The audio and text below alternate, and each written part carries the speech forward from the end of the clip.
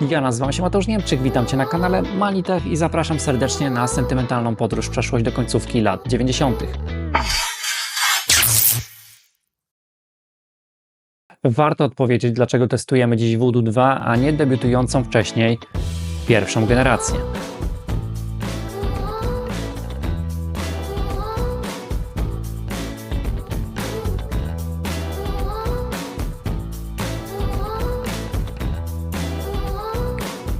Voodoo 1 zadebiutowało pod koniec 1996 roku, przenosząc grafikę 3D do innej epoki. Na załączonym screenie widzimy popularną grę Quake w trybie software'owym i z wykorzystaniem akceleracji 3D. Różnic nie trzeba tłumaczyć. Voodoo, jak i jego starszy brat, to wyłącznie akcelerator grafiki 3D. Do działania wymagana jest karta graficzna odpowiedzialna za generowanie obrazu 2D. Obydwa urządzenia należało podłączyć zewnętrznym kablem dostarczonym w komplecie. Voodoo obsługiwał najważniejsze standardy Direct wersji 3.0, OpenGL oraz autorski Glide.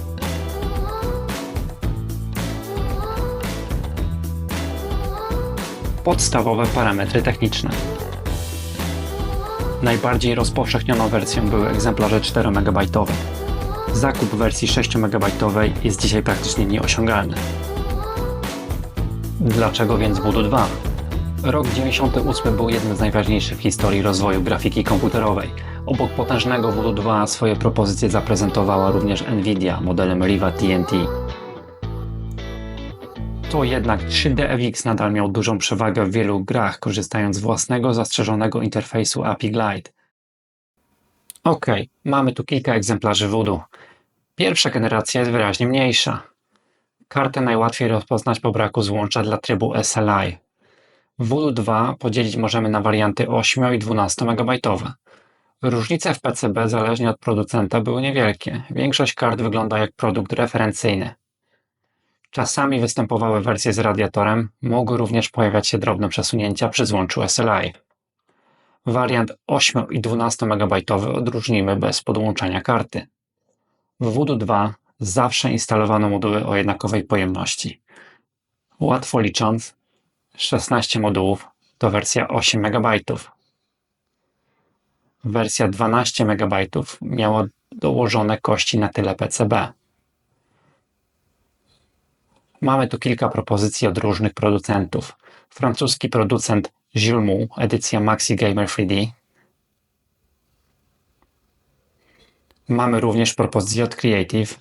W latach 90. produkowali nie tylko karty dźwiękowe.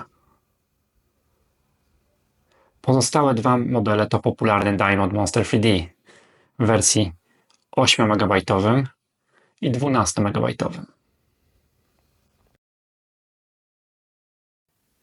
Na potrzeby materiału użyjemy komputera z procesorem AMD K62 o taktowaniu 450 MHz. Płyta główna o popularny chipset Ali M1542 i obsługę pamięci typu SDRAM z maksymalną pamięcią cache L2 512 KB. Procesor ten lepiej pasuje do okresu końcówki lat 90., ale musimy pamiętać, że pełny potencjał kart połączonych w SLI wykorzystać mogły dopiero pierwsze procesory Pentium 3, co dobrze wykazuje ten wykres. Jak widać, dla popularnej rozdzielczości 800×600 wąskie gardło akceleratora połączonego w SLI widoczne jest dopiero przy użyciu procesora Pentium 3 500 MHz w górę. A teraz przejdźmy do testów. Zapraszam do prezentacji dzisiejszych bohaterów.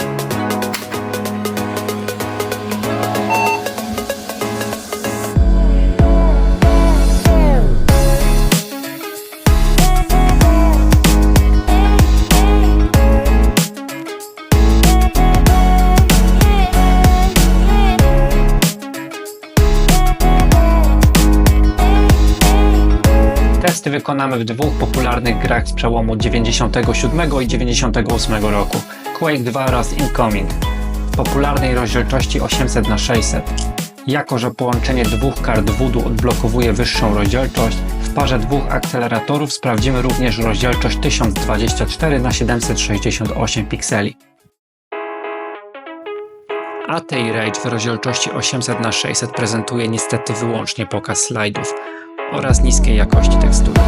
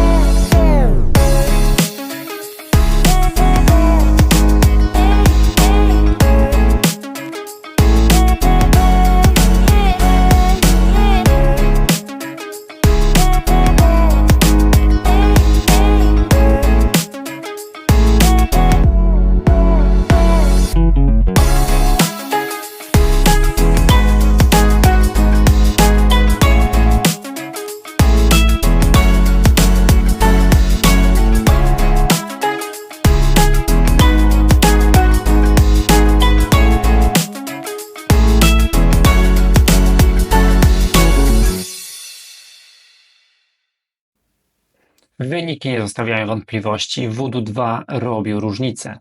FPS pomiędzy modelami 8 i 12 MB oscyluje w granicach błędu pomiarowego. Powodem jest z pewnością fakt, iż ówczesne gry nie korzystały z tekstur o dużej pojemności. Tryb SLI osiąga tą samą wydajność w rozdzielczości 800x600 oraz 1024x768, co ewidentnie pokazuje ograniczenie procesora. Jego potencjał w roku 1998 był mocno ograniczony, choć możemy cieszyć się naturalnie wyższą rozdzielczością.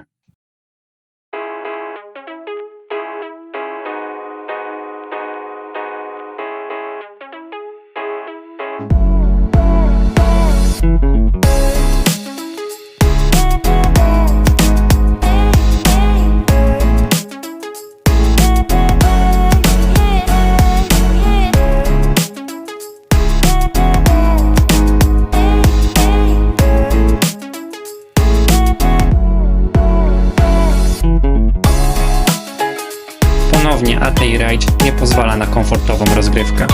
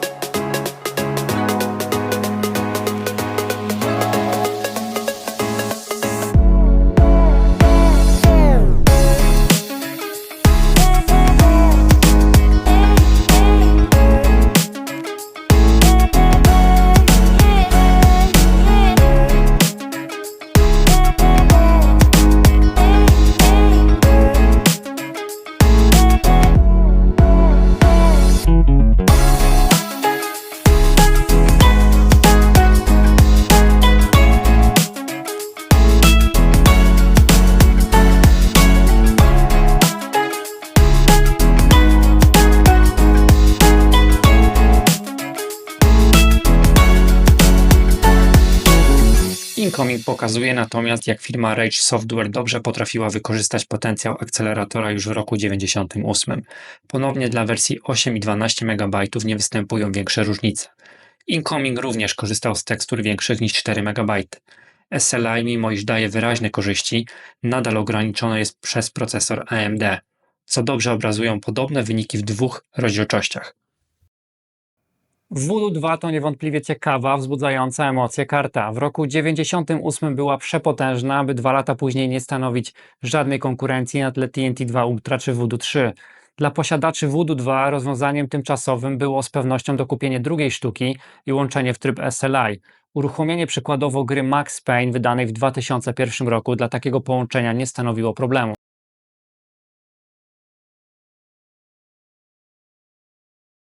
A czy ty masz jakieś wspomnienia z produktami od 3DFX? Zapraszam do dzielenia się waszymi historiami w komentarzach. Jeżeli materiał się podobał, zapraszam również do subskrybowania kanału. Niebawem kolejna porcja materiałów. Do usłyszenia.